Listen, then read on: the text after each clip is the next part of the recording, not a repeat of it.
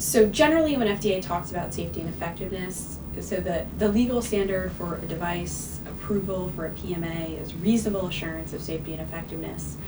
As I mentioned, usually that's one clinical trial showing that the device is safe and effective for its one large pivotal sort of phase 3 clinical trial, showing that it's safe and effective for its intended use. So for whatever a particular patient population, a particular indication the device is intended for.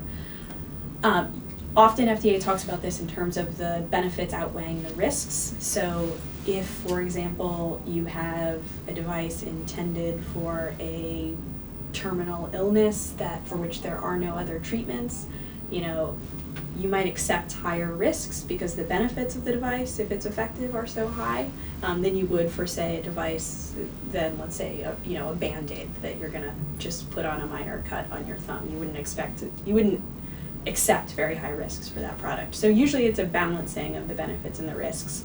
And typically, I think FDA thinks about this with respect to the risks to the physical body of the patient. So not the sort of data protection risks that you might think about.